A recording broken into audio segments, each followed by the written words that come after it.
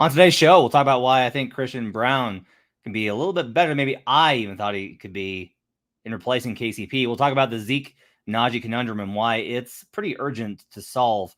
And I'm going to give you my way too early projection for where the Denver Nuggets finish in the Western Conference. All that and more on Locked On Nuggets.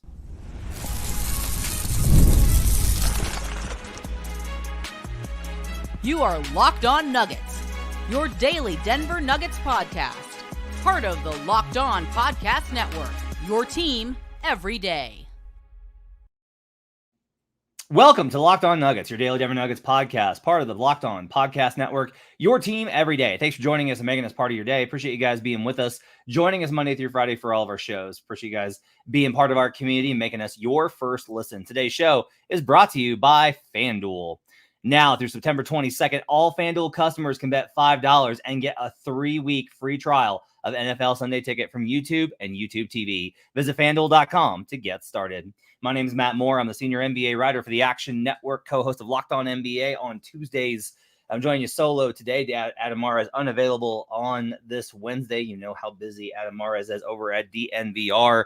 So I'm going to do a solo show with you tonight. We're going to talk about Christian Braun and the upside that he's got offensively, which I think is significant because I've been pretty down on his potential fit as a starting shooting guard. I am going to talk about some of the realities of who he is as a shooter and kind of what those differences can be and how this can work. In the second segment, I haven't really commented on this in some time, but it's time to talk about Zeke Nnaji and exactly why this is a problem that's got to be solved. It was a mistake the front office made, and they're going to have to figure it out one way or another. Plus, later on, I'm going to give you a too early projection on where I've got the Denver Nuggets right now in the Western Conference. That's subject to change because I'm pretty fluid with these types of things. I'll make adjustments leading into training camp and through preseason on a number of factors. But I am going to give you my too early prediction.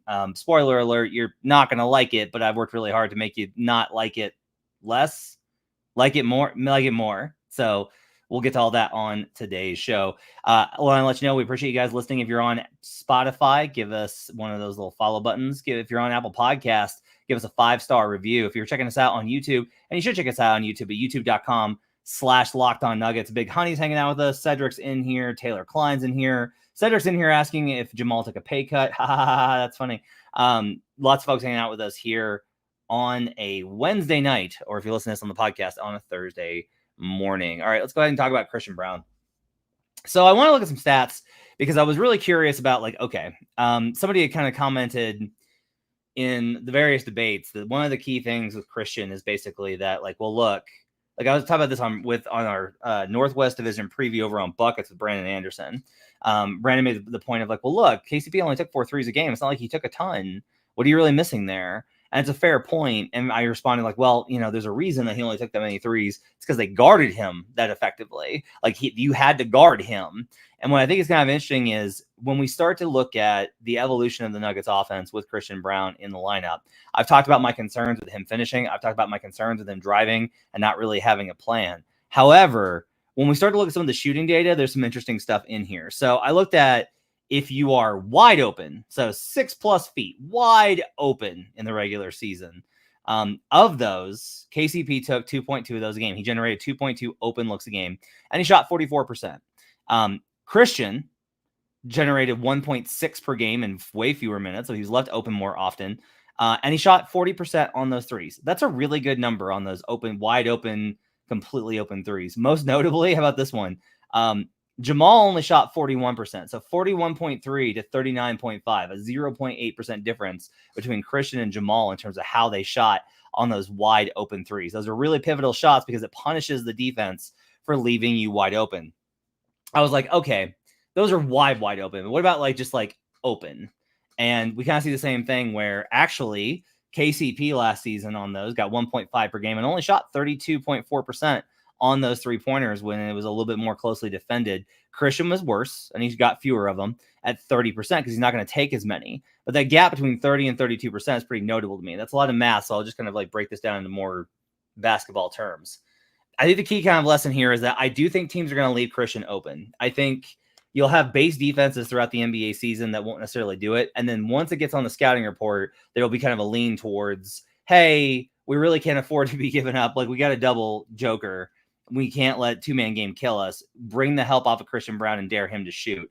if Christian's able to hit those wide open looks, if they're able to generate those with quick actions and everyone makes the right reads, then Christian hitting those will eventually shift that in the scouting report. But in that early part of the season, from late October through December, you can feast offensively when teams are daring Christian to shoot if he's knocking them down. It's a leverage point, right? If he doesn't hit them, now all of a sudden it's a real problem. And that's going to be kind of the challenge this season is teams are going to be like, all the pressure's on you. All of the pressure is on you. You have to make this shot. And to a degree, though, because I will say this is one of the fundamental problems I have with the NBA regular seasons. Teams don't do this enough.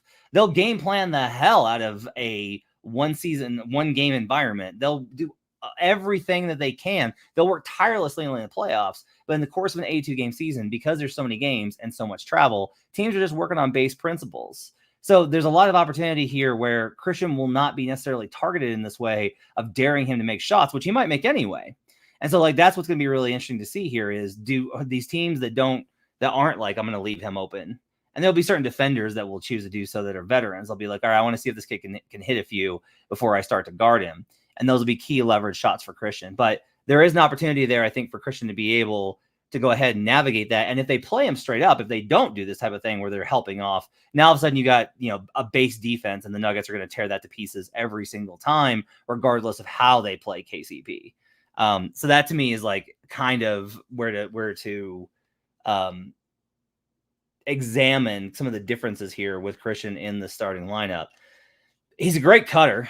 He really is. Like, he's a tremendous cutter. He cuts with force and intent. He's ready for the ball when Jokic or other guys deliver it, and he's willing to make reads out of those situations. I actually like him very much as a guy that cuts and then kicks to the outside. He's got really good vision when it's in front of him about catch and read, those give and go situations. Christian makes very quick reads that pops out whenever you kind of watch the clips of him, is that he doesn't make slow reads on the move.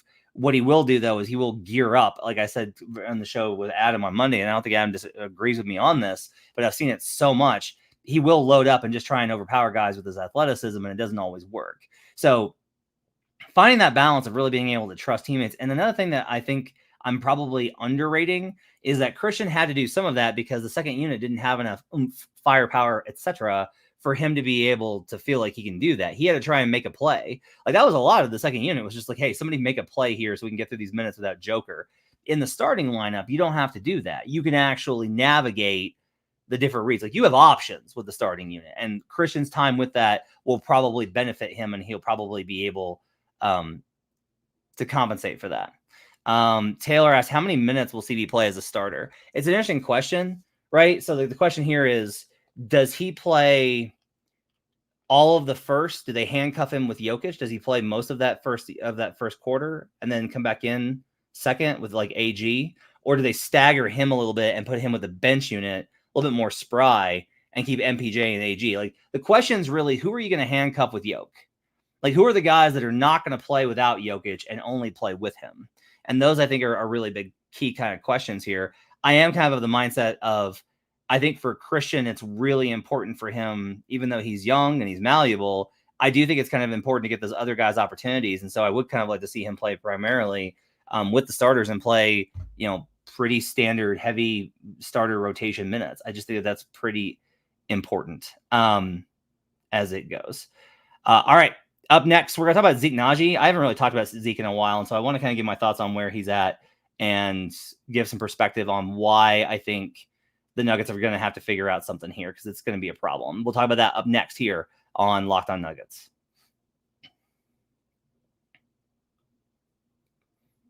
You've heard us talk a lot about FanDuel, America's #1 sportsbook. Well, we've got something a little different for you.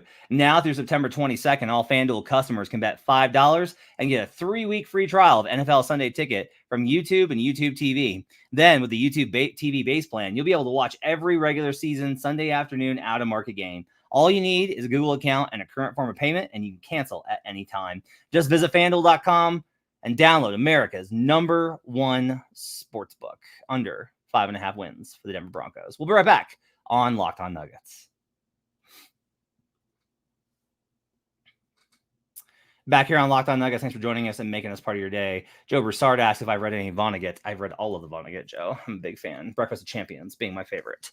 Back here on Locked On Nuggets. Thanks for joining us, making us part of your day. Appreciate you guys making this your first listen. Make your second listen Locked On NBA. You got me on Tuesdays with David Ramil and Adam on Fridays with Wes Goldberg. So make sure to check out that show as well. I want to talk about Zeke Nnaji. And one of the reasons I want to talk about Zeke is it's been kind of in my head. I didn't really include him in many of the rotation talk. I haven't really talked a lot about like him as a player. I've kind of ignored kind of his presence, and it's not to be rude to Zeke. It's just like, I just don't think he's in the rotation, but I did kind of notice this. I was doing some work on salary stuff, not only with Jamal, but just like with the overall team and the overall kind of look of where these, where the team is headed over the next couple of years. By the way, Aaron Gordon and Michael Porter Jr. become extension eligible Gordon becomes extension eligible on September 27th, and MPJ on September 29th, by the way, if you're keeping track. But this really kind of stunned me. So I was looking at Spotrac for actual salary on the books, and Jokic is the highest paid player on the team at $51.4 million. Jamal makes 36. MPJ's right behind him at 35.9, so he's almost 36. Aaron Gordon's up next at 22.8. With the departure of Kentavious Caldwell-Pope, Zeke Nnaji is now the 5th highest paid Denver Nugget at $8.9 million, before Dario Saric at 5.1 and Russell Westbrook at 3.3. The rest of the guys, Christian's on his rookie contract at $3 million. Drawn Holmes is at $3.1 million. Strother's at 2.5. Peyton Watson at 2.4. Zeke Nnaji is the 5th highest paid Denver Nugget right now. The 5th highest paid player for a team with championship aspirations that won 2 years ago is a player that the organization largely gave up on at midseason. That's not tenable. It's not really about like the ranking race. It doesn't really matter. You could have like a bunch of guys. It's that there actually is a gap between Zeke and the rest of it. And fans have been kind of talking about this, about how big of a mistake it was. I understand why the decision was made, because teams, if you look around the league, I do try and do this where, I mean, this is a binary choice you get to make. Okay. You can judge teams based off of, look, I don't care what the rest of the league does. I want you to make the right decisions. Okay. That's fair. It's your right as a fan. Or you can kind of take the other view, which is what I do, which is like, look, there's a common thinking among smart people in the league, and it's then replicated over and over and over again because of their understanding of the system and how it works. And the basic premise here is that almost everybody gets extended. You just don't see a lot of teams like not opting for extensions. Now we're starting to see that a little bit more with some of the higher paid players, which is why the Jamal Murray situation continues to be interesting, if not necessarily all that dramatic, as we talked about on Monday's show. But like Brandon Ingram is like a fascinating situation. Ingram did not attend voluntary workouts in California this week for the New Orleans Pelicans. Could be nothing. Could be totally fine. Brandon's a veteran. He's been around. They know the deal. But he also wants to get paid, and he's not. And he's not voluntary workouts, and that's interesting. But we are seeing with most everybody else that they get kind of extended. These deals kind of do get done. And the fact that Zeke was done at this number for this figure, which is a very movable figure, but the problem is, this is the real issue. That number is great at $8 million. That's a great number for you to be able to throw into a trade package. That's an excellent number because there's any number of guys that you can slot into that. That's like a really good figure for combination deals and for individual deals, etc., for you to be able to move that contract long term. But you have to have like a base level of competency in order for that contract to have value. And the problem is, like Zeke is not, is that if you're an NBA player, even if you're not a great NBA player, not a great NBA player, but you're serviceable, you can act as like the ninth guy. It's fine. That's a fine contract to include in the trade for any number of reasons. Even if you have to include sweeteners on it, which the Nuggets are short on, it would be fine. The problem is like Zeke is literally below that now, where because he fell so hard out of the rotation, because it is so clear that the coaching staff, and in my mind, most of the locker room does not trust him. That causes a lot of issues. And I don't know necessarily that any of that is Zeke's fault. I really don't. I'm not there in practice, so I don't know what his practice habits are like. I don't know what he's like in film. I don't know how locked in he is. I don't know how locked in he is during games, pregame, postgame. I don't know any of that stuff, right? You have what the kind of everyone kind of gives you the impression of, and the impressions are not great, but it's also not necessarily that like no one thinks that Zeke Nnaji is a cancer. But honestly, if Zeke Nnaji was labeled as a cancer, he might have a better reputation because at least people would think that like he's really engaged in trying. And that's one of the issues, is that he seems to be very much drifting. He seems uncertain of these types of things. And honestly, that doesn't necessarily mean the end of Zeke Nnaji's career. He could go somewhere else and be very successful. I could think of a number of teams that should probably take a flyer on him if he were to come available for the right price. But the problem is the Nuggets can't afford to move on from Zeke Nnaji for anything less than actual return because they're so short on assets. And this does get back to the KCP problem, which is you're running out of assets in order to get stuff back for to bolster yourself long term. You're just running, like, this is the entire problem with the CBA design, and it's been kind of coming for some time, and the Bucks are facing this too, which is the Nuggets are facing the same problem the Bucks did. The Bucks went old, and it was just like, it was really hard to sustain. They just ran out of old dudes to kind of cycle through the system.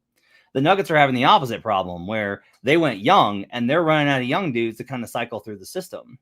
With Deron Holmes being out, they now have, like, again, their front court right now, their backup front courts, DeAndre Jordan, Vlatko Cancar, Dario Saric.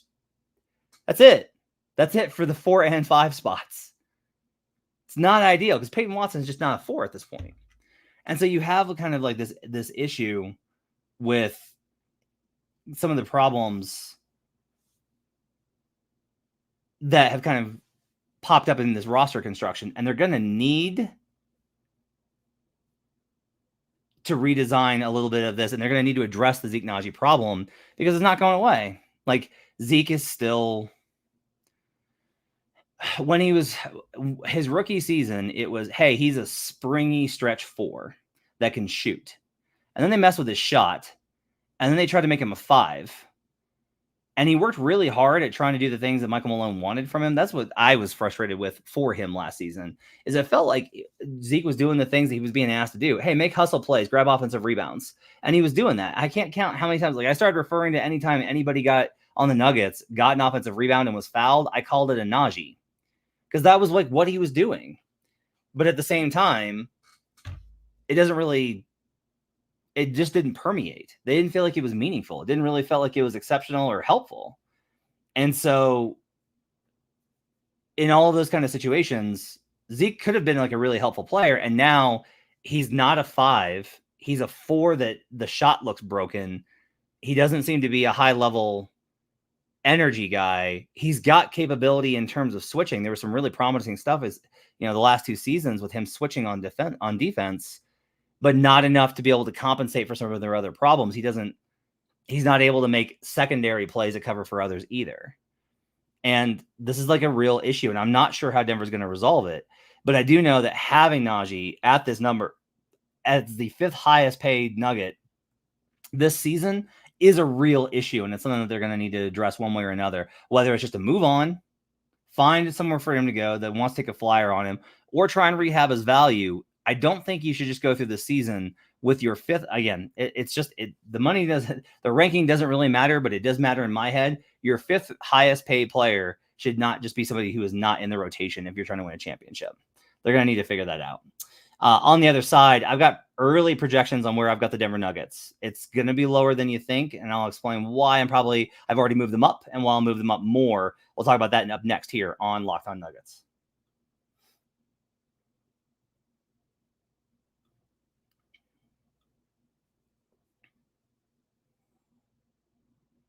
Back here on Locked On Nuggets, thanks for joining us and making this part of your day. Appreciate you guys being with us here on a Wednesday. Someone commenting about my bald head. Yeah, I am bald. I've been bald for a long time. I don't know what to tell you.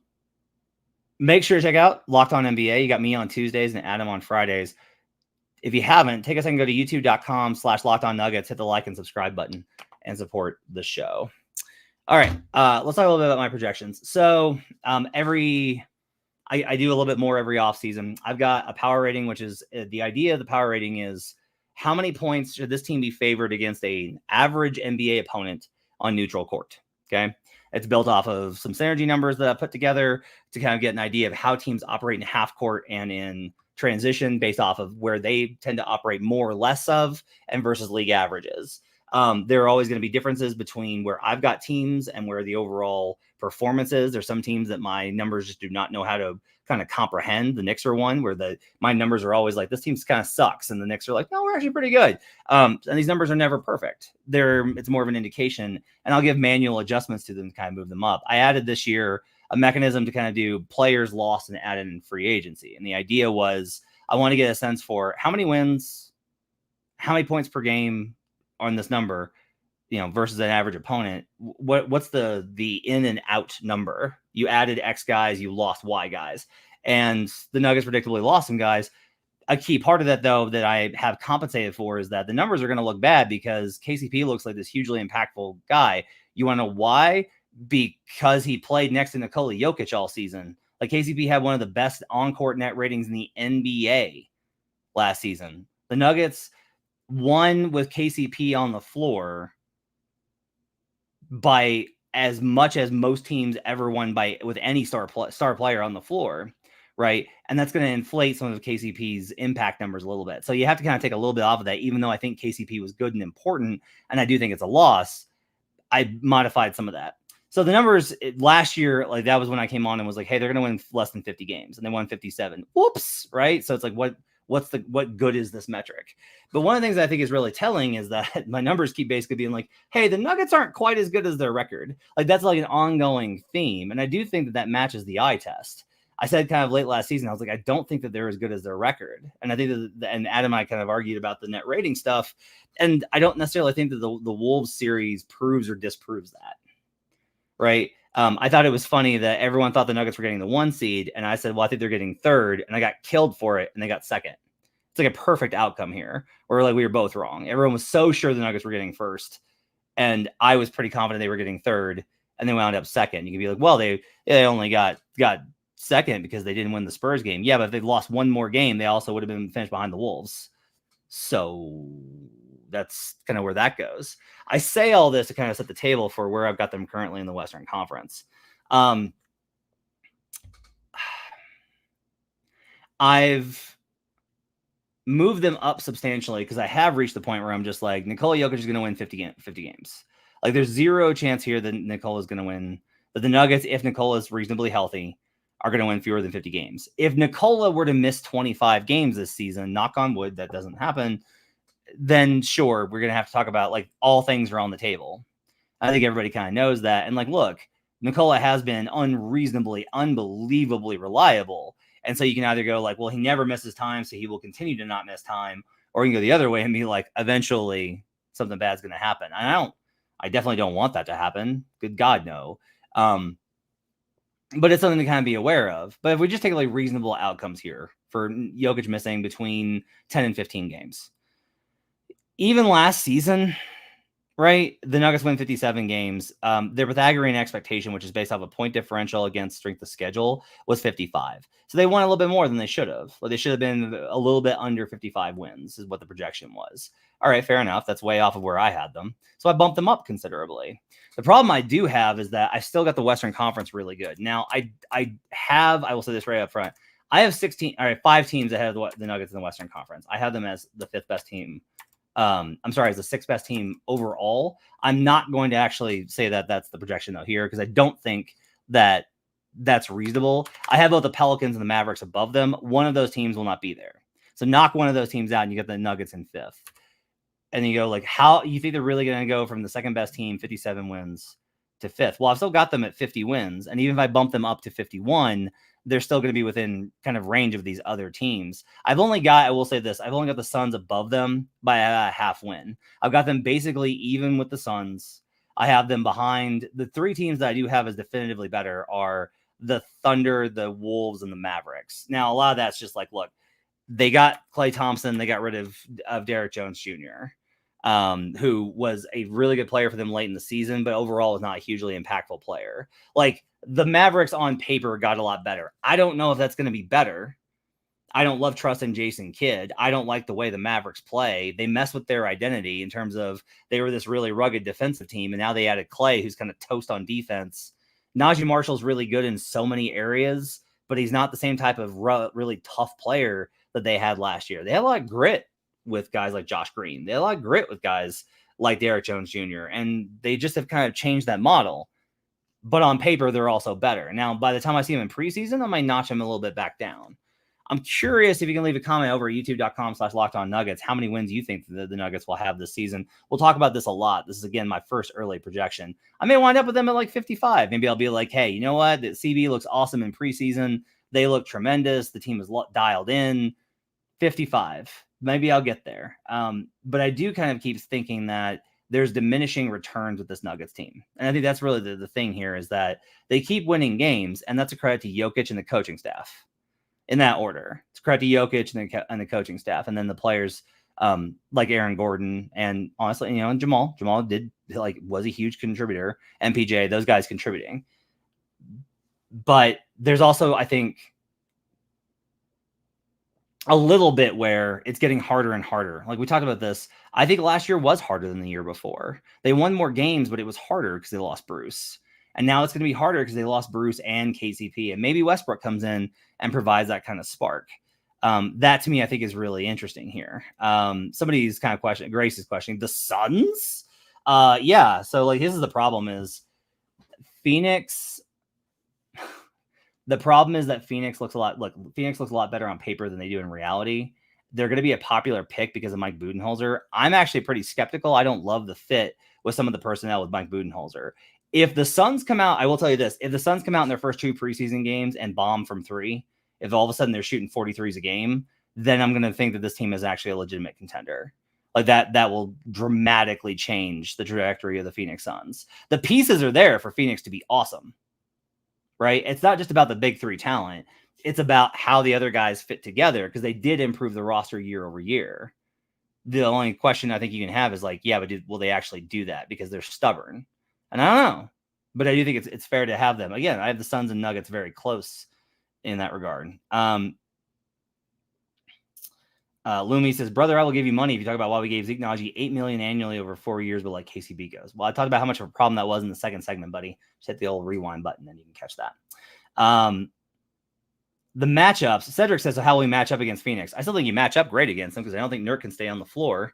And Mason's obviously, I think, a huge upgrade at backup center over what they had last year, but still will probably have a lot of issues. And so, I think I'm always going to give Jokic the edge in Nurkic matchups. That's just always going to kind of be a little bit of a problem. I do think that the number of wins in the Western Conference is going to be really tough because Taylor says no one in the West is winning over 57 games. I disagree. I don't know how you can do a thorough analysis of the Oklahoma City Thunder and think they're not winning 60. I just don't know how you get there unless you're just like, I think Shea's going to get hurt. Okay, fair enough. If you can predict injuries, you are better at this than me, period, and dot.